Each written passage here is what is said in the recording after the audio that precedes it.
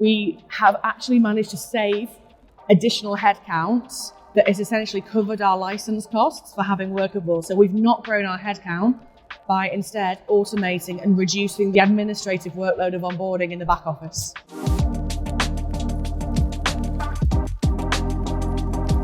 So I'm Rachel Nelson. I am Head of Talent and Development at Pharmacy2U. We are the UK's largest online pharmacy, but beyond that, we are an immensely fast-growth health tech looking to put people really in control of their healthcare.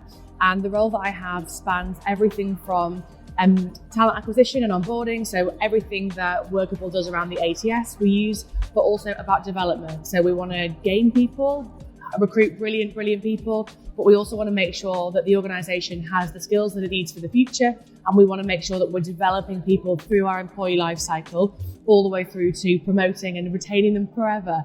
So everything recruitment and development. The business in total is just touching 1,300 employees and growing really quickly, and that's spread across our sort of back and head office functions as well as our fulfillment sites. And recruiting is a small but mighty team of 4, myself included, and the same on the development side. So we do a lot with a small but brilliant team. So the headcount is 3 times larger now than it was in 2023.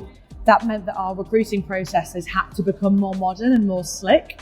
And Workable, when I joined the business, was already doing a brilliant job of meaning that we didn't have manual feedback loops outside of an ATS, but there was loads to get at in terms of really leveraging and optimizing the system to automate as much of that process as possible, but also focus on our ED&I with interview kits, with bringing our hiring managers' feedback into the system, capturing better data, and overall increasing operational efficiency, which we have massively been able to do with the Workable product.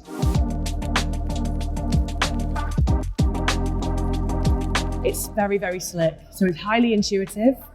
I think that whether you're a recruiter or you're a hiring member of our organisation, it's very easy to work out what it is that the system needs of you, but also it's been very, very easy to integrate other systems that we need as part of onboarding or background checking into the system. So I found it far more intuitive than other systems that we have assessed, but also from a value for money perspective, the combination of the UX, the UI, the accessibility and the intuitive nature of the product, I think makes it superior. We've just renewed and we'll be renewing again. We're sticking with it.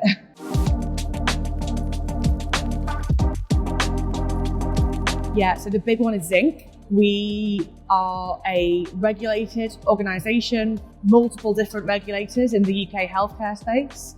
And so what's really important for us is that we always can prove that all of our staff are fit, safe and proper. And Zinc has been a really critical part of that. So all of our background checking, DBS, employment verification has all come through Zinc. And it was literally a one-click API code that we didn't even have to think about. And our background checks have now gone from manual reference taking on the phone or over email with an external provider for ID verification to manual face-to-face checks to literally within Workable at the click of one button. We've managed to automate the entire end-to-end background checking and safety process fully automatically. Phenomenal.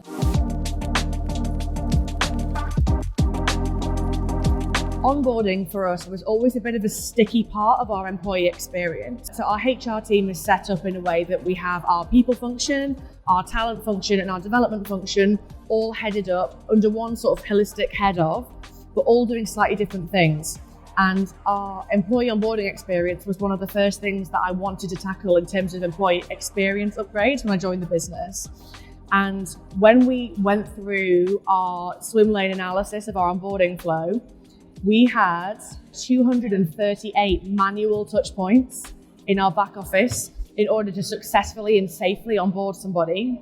But not only that, our candidates from an external perspective were getting something like 12 touch points from different teams with no explanation. So our learning and development team would send them one email to get them onboarding to our learning system. Our talent team would check in with them on their references. Our people team would ask them to sign our rules and regulations, all from multiple disparate systems without a really clear slick flow of either why we were asking or where they were up to with their process. So even me onboarding in the head of role, I had to manually check in with the team to say like, hey, have you got my references? And the onboarding flow in Workable has completely revolutionized that. So we worked out that 45% of my team's time was spent onboarding candidates, which is crazy. So we were manually issuing contracts, plus all the other stuff that I was talking about. Now, from an employee experience perspective, we have one click, a beautiful onboarding flow that is branded. It's got direct calls to action around welcome. We're so excited to have you here. And it's really clear what somebody needs to do to get onboarded at Pharmacy2U, which is fantastic. But selfishly, in the back office, it's one click and we do regular checks and the system will alert us if something is going wrong. We have actually managed to save additional headcount that has essentially covered our license costs for having Workable. So we've not grown our headcount by instead automating and reducing the workload, the administrative workload of onboarding in the back office.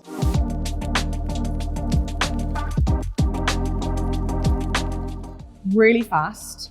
What I would say, and is a massive prop to Workable, is that the technical support team that we get at no extra cost is the most proactive, supportive and on-it team that I've ever had as part of any sort of HR platform that I've used in the past.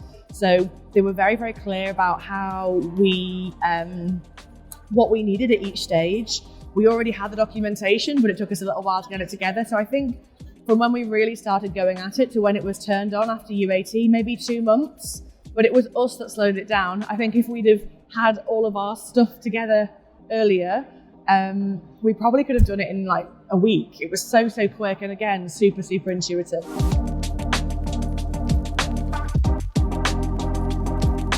So the two big ones are automatic scheduling. So again, when I joined, typically scheduling was completely manual via Outlook for my team, and it would take between 4 and 7 days by the time they'd gone backwards and forwards to get interviews scheduled. Now, the candidate is in control, it's one click of the button, and it means that we've reduced our scheduling down to, I think it's about 18 hours on average, which is just phenomenal.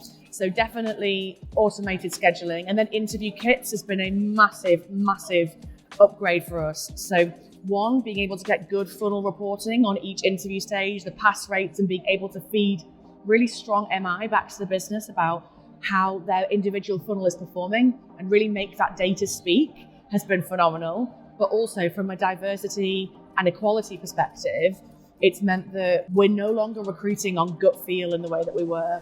We're calling for rubric. Our scoring is completely the same across every interview that we do. And it's meant that also we've been able to give people really solid and strong evidence about why they did or didn't progress with us, which has improved our experiences.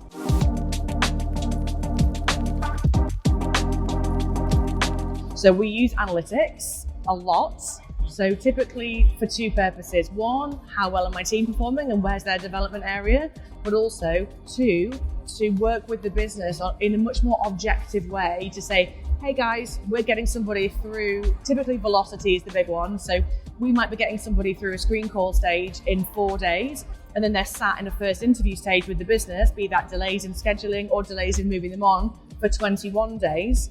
And it's really allowed us to pinpoint subjectively exactly what our issues are and resolve them on a really strong, granular level with our stakeholders.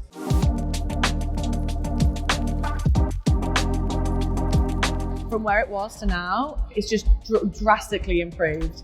I think it's much more slick.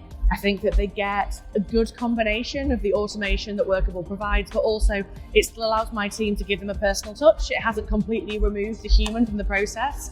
So yeah, overall, I think that it's dramatically improved, and I'm really excited about how we can take that even further as we leverage the system more, but also upgrade ourselves internally as well.